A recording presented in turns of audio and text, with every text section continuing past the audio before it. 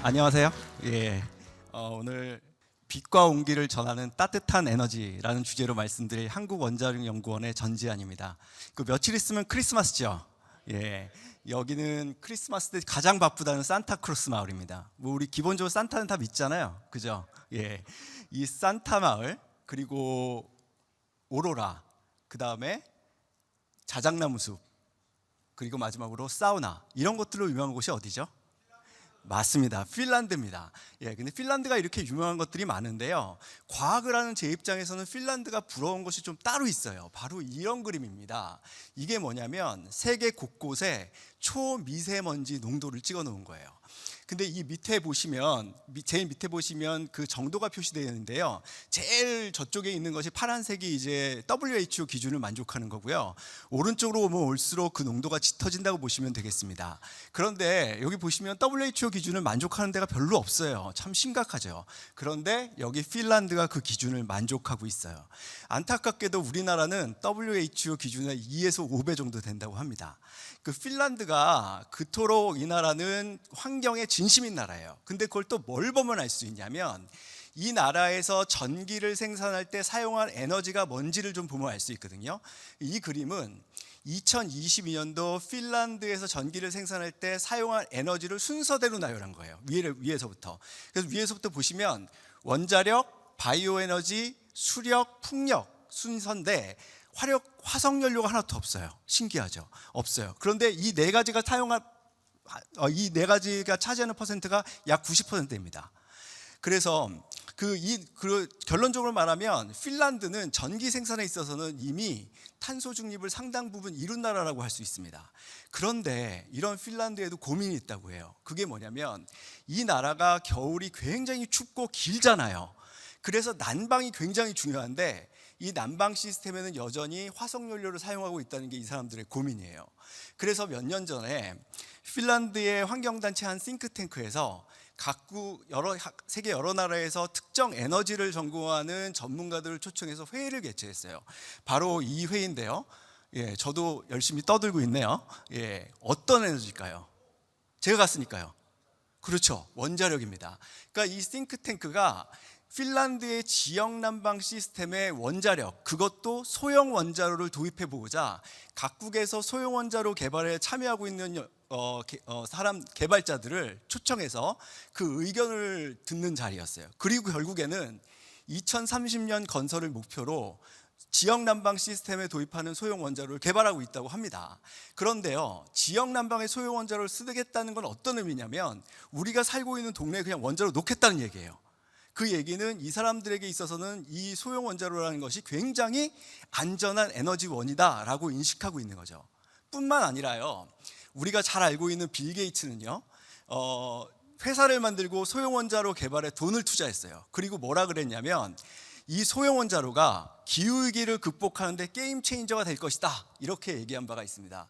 그래서 저는 오늘 여러분들과 함께 소형 원자로, 그것도 우리나라가 개발한 스마트에 대한 이야기를 좀 해보고자 합니다. 소형 원자로는요, 전기 출력으로 따지면 300메가와트 이하의 원자로를 이야기합니다. 근데 여러분들이 흔히 보시는 대형 원자력 발전소들이 1000메가와트 이상이거든요. 그러니까 상대적으로 출력이 작죠. 이게 출력이 작고 안전하다 보니까 이 쓰임새가 이렇게 넓어요. 그래서 그런지요, IAEA 보고서에 따르면 2022년 기준으로 전 세계에서 개발되고 있는 소형 원자로 개수가 80여 개나 된답니다. 거의 원자력계의 붐이라고 할 수 있습니다. 그래서 제가 이 다음 그림은 대형 원전과 소형 원자로의 개념을 좀 설명해 놓은 건데요. 도대체 뭐가 다른가 좀 설명을 드릴게요. 저 끝에 있는 게 대형 원자로인데요. 이 가운데 있는 게 잘 안 보이시죠? 근데 제가 설명을 드리겠습니다. 요게 가운데 있는 게 원자로입니다. 이 안에서 핵분열 반응을 일으키면서 그 에너지로 그 안에 있는 물을 뜨겁게 만들어요. 그럼 그 밑에 파이프가 보이시죠? 이 파이프를 타고 그 뜨거운 물이 나오는데요, 양쪽 옆에 보시면 파란색 커다란 통이 있습니다. 그게 바로 증기발생기예요. 그 증기발생기를 그 뜨거운 물이 한 바퀴 이렇게 돌고 다시 원자로로 들어가요. 그러면 그게 뜨거운 물이 그 안을 도는 동안에 증기발생기 안에 있는 물의 열을 전달하고 그 물이 끓게 되고 거기서 증기를 만들어서 터바인을 돌리고 발전기를 돌려서 전기를 생산하는 게 원자력 발전소의 기본적인 원리입니다. 그런데 소형 원자로는요, 출력이 작잖아요. 그러니까 이 모든 기기들도 다 작게 만들 수 있어요. 그래서 우리의 메인 아이디어는 뭐냐면 이 모든 기기를 다 한 통 안에 넣자라는 것이 기본적인 아이디어입니다. 그럼 그게 뭐가 좋은가?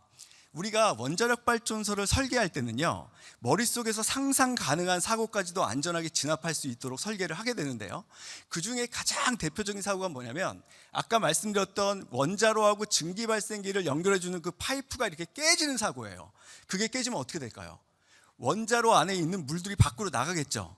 그 얘기는 뭐냐면 그 안에 있는 해결료를 냉각시켜 줄 수 있는 물이 부족해진다는 얘기고, 그럼 해결료의 온도가 올라갈 수 있다는 얘기예요.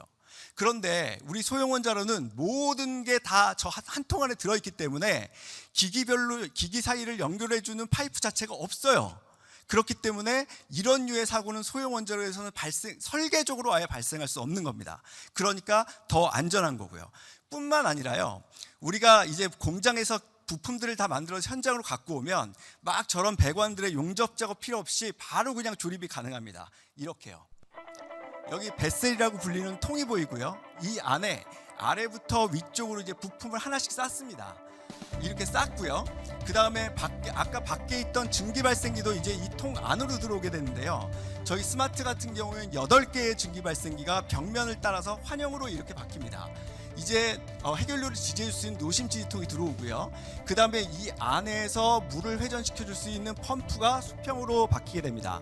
그 다음에 제일 중요한 해결료가 장전이 되고요, 그 다음에 이제 각종 계측기, 그 다음에 제어봉 이런 것들을 붙잡아 줄 수 있는 통이 가운데로 이제 들어오게 됩니다. 그 다음에 이제 마지막으로 덮개가 덮이면 조립이 완성이 되는데요, 여러분 이 동영상을 보시는 바와 같이 어떠한 용접도 필요 없어요. 바로 그냥 프렌지를 감아버리면 조립이 끝나는 거예요. 자, 이 얘기는 뭐냐면 소형 원자로의 건설 기간이 짧다는 얘기고, 그만큼 소형 원자로는 빨리 돈을 벌기 시작한다는 얘기입니다. 예.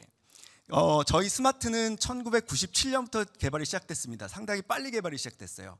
그래서 2012년도에 표준 설계 인가라는 걸 받습니다. 이 표준 설계 인가는 뭐냐면 국가의 규제기관이 이 원자로의 안전성을 평가 검증했다는 겁니다. 저희 스마트가 소형 원자로로서는 세계 최초로 표준 설계 인가를 받은 원자로입니다. 우리 스마트의 전기 출력은 한 100메가와트 정도 되거든요. 이 정도면 10만 정도 되는 인구 규모의 이제 전기를 공급할 수 있는데요, 여러분 좀 이해를 돕기 위해서 말씀을 드리면, 제가 오기 전에 조사해봤더니 동구가 한 22만 되더라고요. 그러니까 이 정도 인구 규모면 우리 스마트 2기가 전기를 공급할 수 있다, 이렇게 머릿속으로 개념을 잡으시면 되겠습니다. 저희가 표준 설계 인가를 언제 받았다 그랬죠? 2012년도. 그런데 2011년도에 바로 1년 전에 안타까운 사고가 하나 발생했어요. 그게 뭐냐면 후쿠시마 사고예요. 그 후쿠시마 사고, 그러면 많은 분들이 지진 때문에 원자로가 터졌어 이렇게 생각하시는 분들이 많은데 그건 아니고요. 조금 설명을 드리면, 모든 원자력 발전소는 일정 규모 이상의 지진이 발생하면 정지하도록 설계가 되어 있습니다. 그래서 후쿠시마에 있는 원자력 발전소들도 모두 다 정지를 했어요. 그런데 이게 정지했다고 문제가 해결되는 게 아니에요. 우리가 난로도 닦으면 바로 열이 0이 되나요? 아니죠. 살짝 열이 남아있죠. 그거를 우리가 잔열이라고 부르는데요, 원자로도 그렇게 잔열이 남아있거든요. 그러면 그 열을 바깥에서 펌프로 물을 집어넣어서 계속 돌리면서 식혀줘야 돼요. 그런데 후쿠시마 사고 같은 경우에는 쓰나미가 발생하면서 바닷물이 원자력 발전소를 덮쳐버렸죠.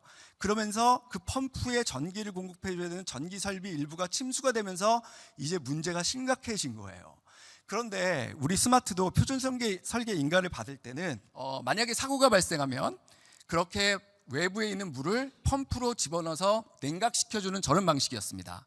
그런데 이거 후쿠시마 사고도 있었고 한데 좀 더 안전하게 만들 수 있는 방법이 없을까 해서 생각해낸 아이디어가 바로 이런 거예요. 원자로보다 높은 곳에 물탱크를 두게 되면요, 중력으로 물이 지up될 수도 있고요. 자연대로로 냉각이 가능하게 됩니다. 이거는 자연의 현상, 자연의 법칙이기 때문에 전기의 유무에 상관없이 작동을 하게 되는 거거든요. 그래서 우리는 현재 더 안전한 스마트를 보유하고 있고요. 이 모델에 대해서도 현재 그 표준 설계 인가를 진행하고 있습니다. 저희는 한번 스마트를 설계해 봤잖아요. 그러니까 그 경험을 토대로 해서 더 안전하고 더 경제적인 다양한 그런 원자로들을 개발하고 있습니다. 제가 굉장히 비교되는 사진 두 가지를 보여드리려고 해요. 첫 번째 사진은요, 몇 년 전에 사우디아라비아에서 한 40명 정도의 젊은 엔지니어들이 대전에 와서 한 3년을 살았어요. 그러면서 저희들에게 스마트 설계 기술을 전수받고 돌아갔습니다. 제가 그 사업에 이제 기술 총괄을 맡아서 진행했었는데, 저 그 일을 하면서 굉장히 뿌듯했어요. 왜냐하면 그게 어떤 일이냐면, 우리나라도 이제는 외국에서 배우고 싶어하는 원자로 설계 기술을 보유하고 있는 선진국이 됐다는 것을 그냥 증명해주는 일이었거든요. 두 번째 사진은요, 조금 비교되는 사진입니다. 오래된 사진이에요. 1986년도 사진입니다. 이 사진은 저희 연구원의 선배들이 미국으로 원자로 설계 기술을 배우러 가기 바로 직전에 찍은 사진입니다. 이 가운데 보시면 족자가 하나가 걸려 있죠. 여기 뭐라고 써 있냐면 그러니까 반드시 설계 기술 자립 이렇게 써 있습니다. 이 떠나시는 이분들의 비장함이 좀 느껴지는 대목이에요. 이 두 사진, 즉 이 두 사건의 시간의 간격이 딱 30년입니다. 우리는 30년 만에요, 배우러 간 나라에서 배우러 오는 나라가 되었습니다. 이거 굉장히 뿌듯한 일이 아닐 수 없어요. 여러분들도 자랑스러워 하셔도 돼요. 왜냐하면 이것들이 다 여러분은 아니겠네, 여러분의 부모님이 내신 세금으로 이루어진 일이니까요. 네, 굉장히 뿌듯하죠.